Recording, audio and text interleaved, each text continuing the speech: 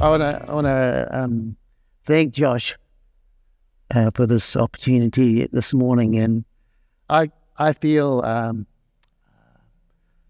I'm not so capable, because this is such an important message this morning. Chapter 1 and 2 of Acts. Wow, it's amazing. I don't feel up to it, but I know that God has a message for each one of us this morning. His word is powerful. It's like a two-edged sword, can speak to our hearts. And we know that God's Holy Spirit is with us here this morning. Where two or more are gathered in my name, here I am in the midst. God's Holy Spirit is here. The holy, awesome God is in our midst. Yeah, so the sermon this morning is like last year you did a series on Renew Together. This is Renew Together, take 2. And it's all about aligning ourselves with the Spirit of God. It's not God aligning. It's not God fitting in with our plans, with our ideas, but it's us coming into line with what God has in mind. And it's a little bit messy. Like the church at the moment, things are a little bit messier than maybe we'd like. It's not convenient.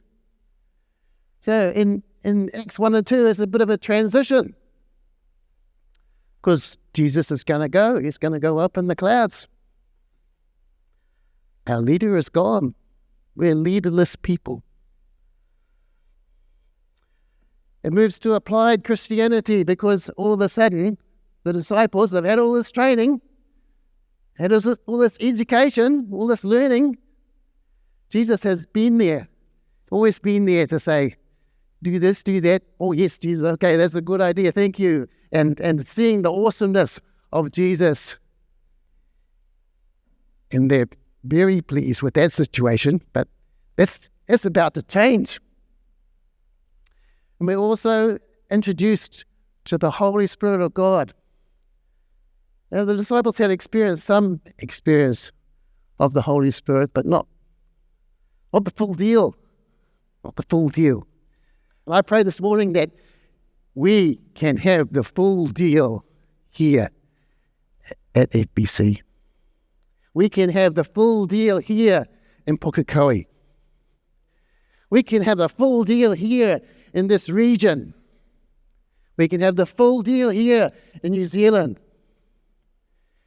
And people in far-off lands that haven't even got to hear the gospel will get to hear the gospel, because we respond to what God is saying to us.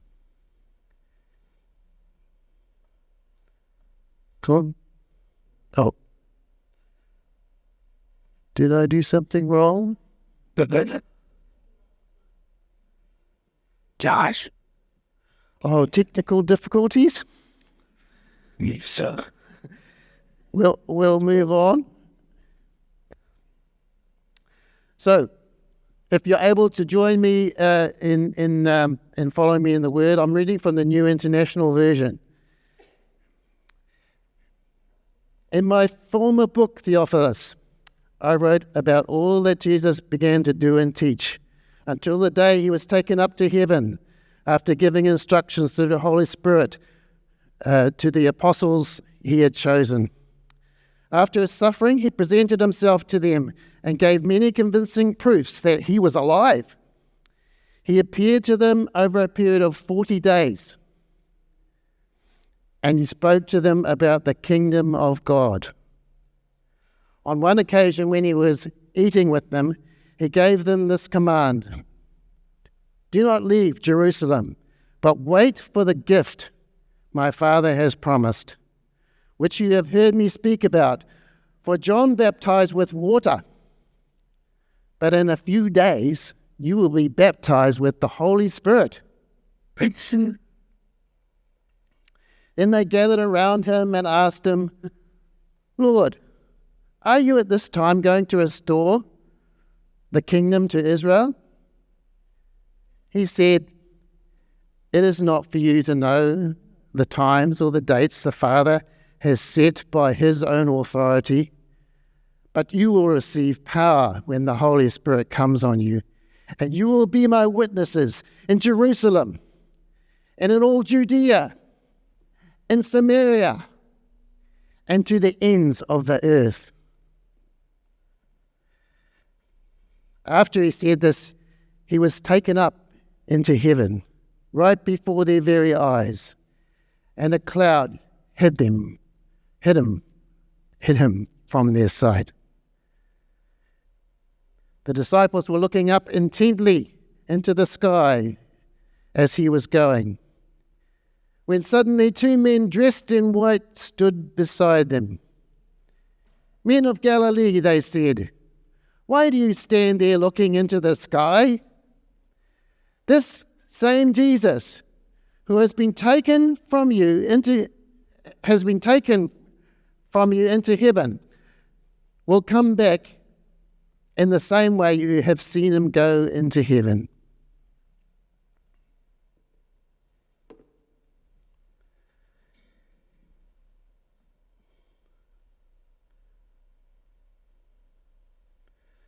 So we have Jesus is now forewarning his departure. He's going to go.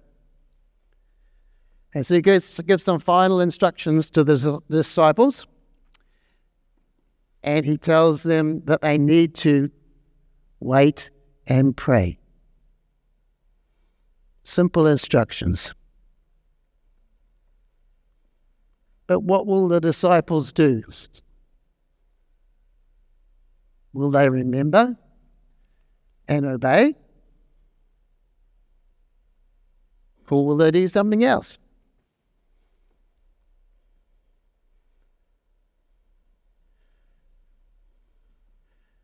So what will happen? Will they say, "Oh my goodness, our life has ended. Our leader has gone. It's hopeless"? Will we go into let's have 2 weeks of tangi? We're going to remember Jesus. He was so awesome to us. Will we find a replacement? We need a new leader. Jesus is gone. Let's find a new one. Get a new lead pastor. Yeah. Who knows? Maybe God's giving us some uncertainty so that we actually look towards what God is wanting to do in our midst. What does God want to do? What does God want you to do?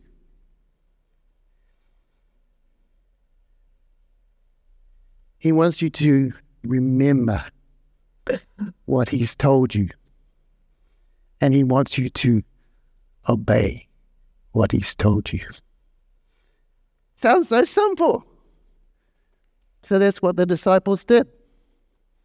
They remembered, "Oh yeah, he told us to wait in Jerusalem and stay together and to pray because something was going to happen."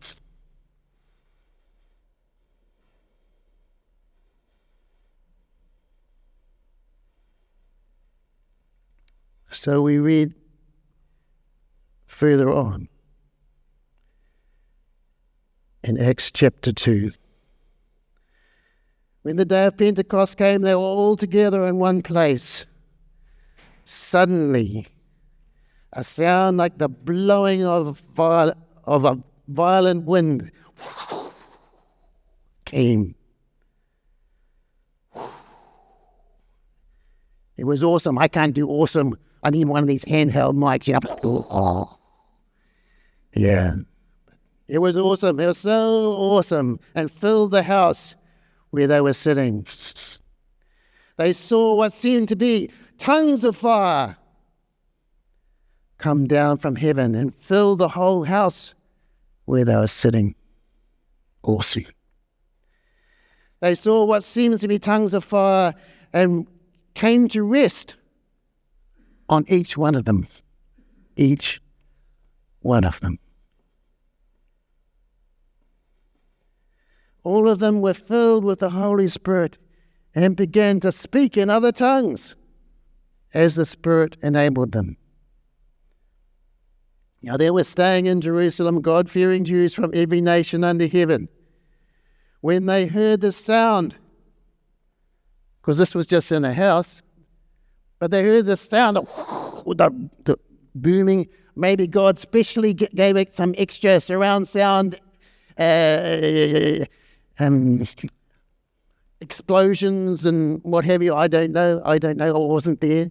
But it was enough to attract a whole bunch of people. They all came running. What the heck is going on? What's going on? But that gave God an audience. That gave God an opportunity.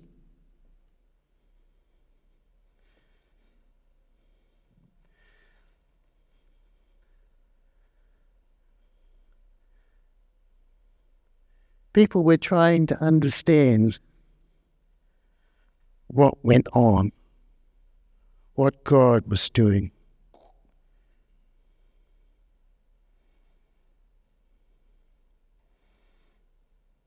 Utterly amazed, they asked, aren't these who are speaking Galileans? Then how is it that each of us hears them in our native language? Parthians, Medes, Elamites, sorry for the pronunciation, residents of Mesopotamia, Judea, Cappadocia, Pontus and Asia, Phrygia and Pamphylia, Egypt, and the parts of Libya near Cyrene, visitors from Rome, Cretans and Arabs. We heard them declaring the wonders of God in our own tongues. Amazed and perplexed, they asked one another, what does this mean? What does this mean? Some, however, made fun of them, said, they've drunk too much wine. So what does Peter do? Then Peter stood up with the 11, raised his voice, and addressed the crowd. Fellow Jews and all who live in Jerusalem, let me explain this to you. Listen carefully to what I say. These people are not drunk, as you suppose. It is only 9 a.m. No, this is what was spoken about by Joel the prophet. And Peter goes on to share a gospel message about the Lord Jesus and how awesome the Lord Jesus is and how Jesus had come in person as a human to save us all. Awesome. In verse 17 it says, in the last days, God says, I will pour out your spirit on my people. Your sons and daughters will prophesy. Your young men will see visions. Your old men will dream dreams.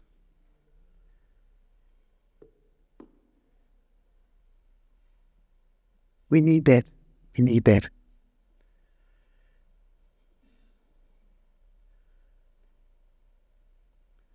So what did Peter do? Did he say, oh, stop the bus, this is a bit freaky. All these people talking in strange tongues. Oh,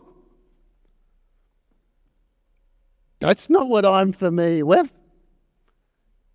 I don't know if I like it. Don't know whether I feel comfortable. No, he didn't. Did he say, let's have a committee meeting. We'll get the 12 disciples all together and decide where to go from here. Because, I don't know. No, he didn't. Did he say, call in the theologians? Come on. Lead pastor, come in, tell us what to think. tell us how to interpret this situation. No, he didn't. What he did do is he remembered Jesus' instructions.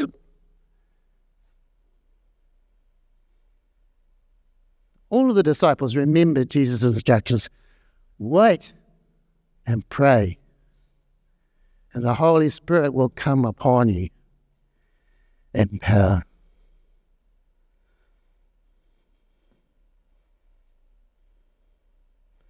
So let's have a look at what Peter remembered. In Acts 1 verses 5, John baptized with water, but in a few days you will be baptized with the Holy Spirit. So Jesus remembered that. Oh yeah, all of the loud noises and the flames, the fire. That was the promise. The promised Holy Spirit coming down on us. Awesome. Awesome.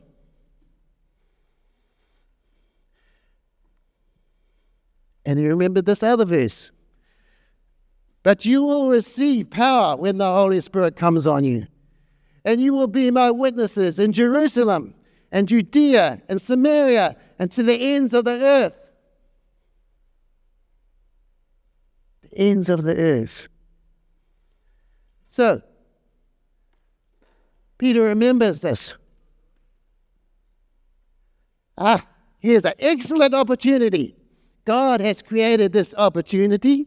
He made the big loud noise, and he gave the power and on all the disciples. This is an awesome occasion to what? To be witnesses.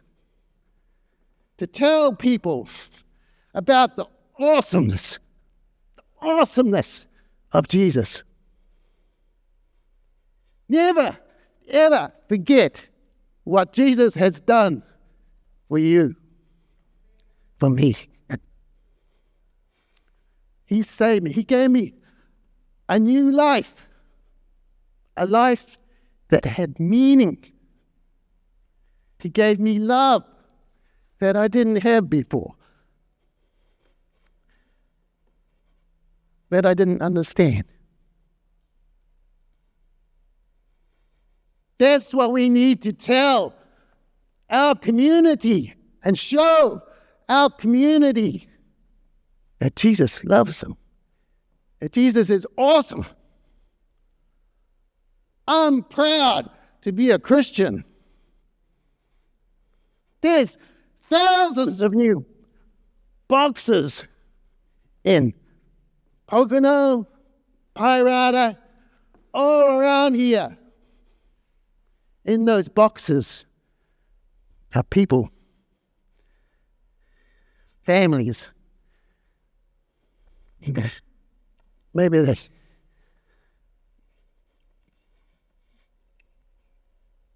Maybe they don't know yet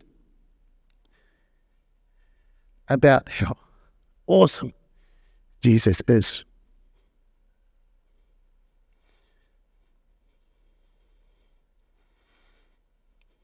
God gave us the Holy Spirit because He's awesome. He gave us power to what?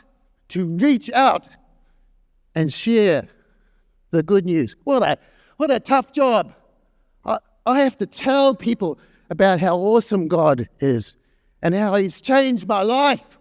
Oh, man, tough job. Tough job.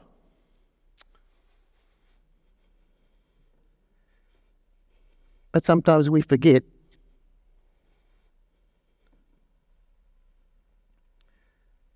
Sometimes we forget just what God has done. Sometimes we forget just how awesome Jesus is, how good we've got it.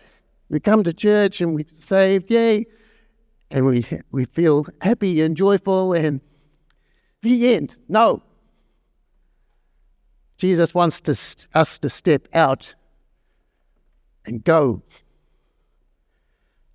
into all the world.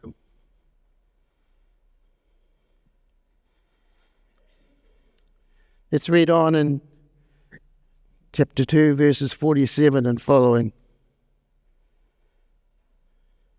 This is the outcome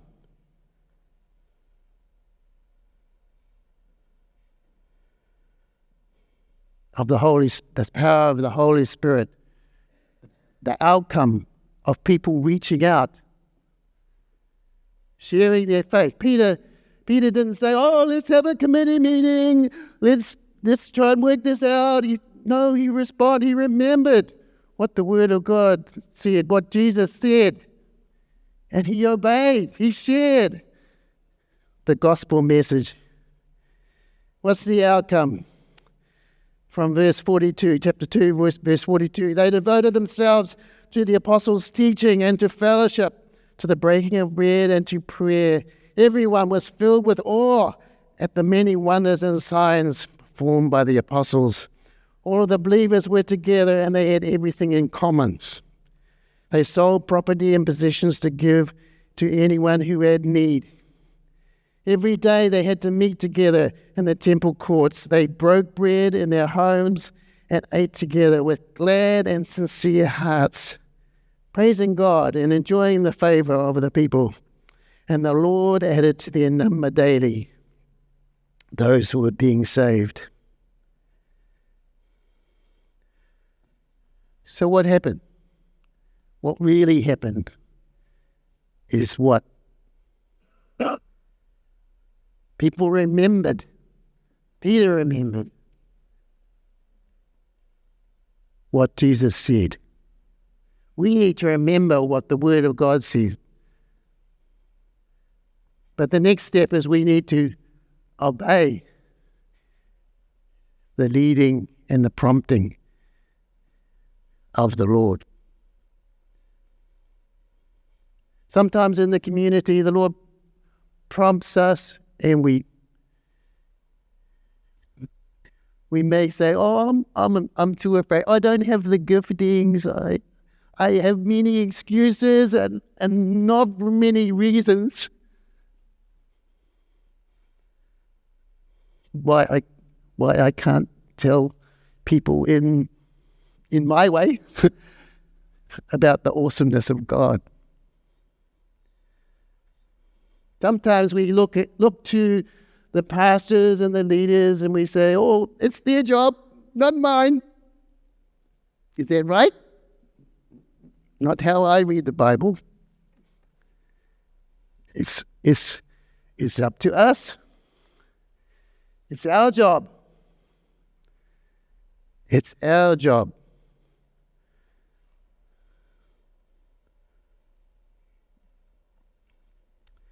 I mean, maybe some of these names are specific to the time of Jesus.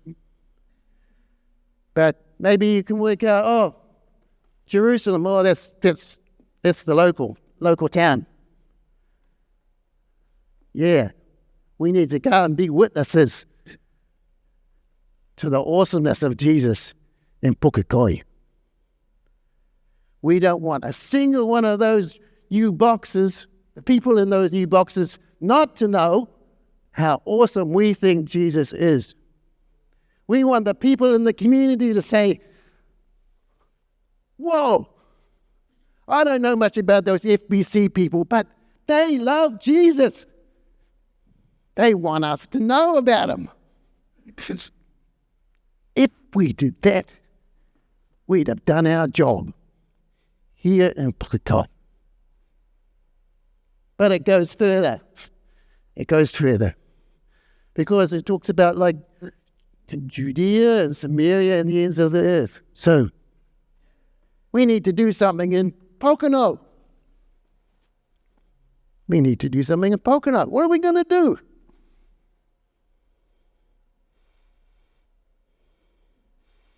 Morris Millmine shared that this area was going to grow. Are we growing with it? Are we expanding? Are we planting new churches? What are we doing to reach out to the lost who haven't got the good news? who haven't experienced the awesomeness of Jesus. I don't want to guilt anyone into doing anything, but I want you to pray. Pray that God will give you a new love, a new care, a new concern, a new passion to tell somebody, anybody in our community. In those boxes, in those new houses, there are families. They're not living lives. They don't know the awesomeness of Jesus. But you do. It's all about sharing and finding ways. Maybe initially you think, I don't know how to do it. I put it to you. If you pray and you keep praying, and you say, Lord, help me. Help me find a way. He will answer. He will help you find a way. He will give you power, the promised power of the Holy Spirit. God doesn't speak words for nothing. It's not like you just come to church here on Sunday to receive something that you're going to forget next week. He expects you to apply His word, to remember His word, to obey His word.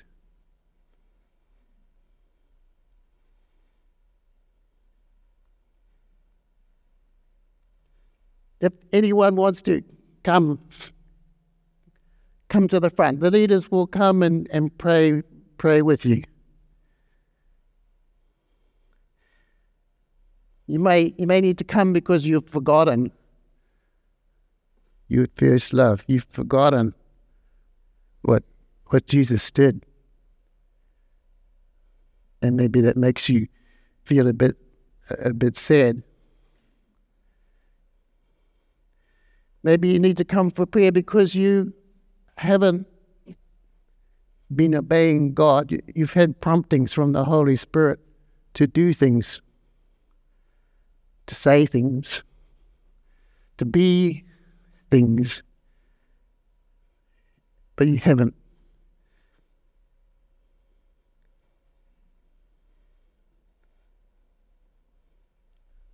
So if you're in that position now, you just come up the front and some of the leaders will pray, and I'm sure there'll be opportunity afterwards. I don't know what about the timings of things here will be for the rest of the service, but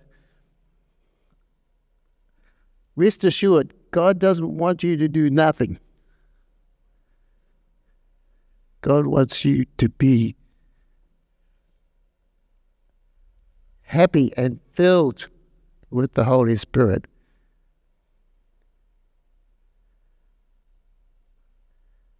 So that you can be His witnesses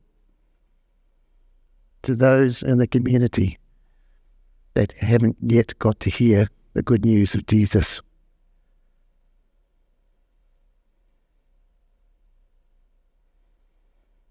So I'm going to pray now. And if anyone wants to receive extra special prayer or some counsel from the leadership, then you come on up. It's okay. I'm sure Josh will cope with the timeline. Yeah. So let's pray together. Lord Jesus, we thank you for your awesomeness, for what you've done in our lives, what you did for us in dying on the cross for each one of us. Thank you. Thank you, Jesus. Help us always be grateful. Help us not to just look at other people for doing things, but help us to say, here am I, Lord, send me. Help me, I don't know what to do. Lord, give us a love, a care, a concern, a passion with those poor people that don't yet know about you, who don't yet know about love and forgiveness and reconciliation. They don't know about your Holy Spirit. They don't know what joy looks like. We pray, Lord Jesus, you'll help us to respond to you, to remember what your word says, to obey it.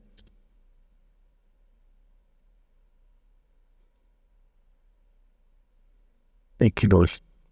Amen.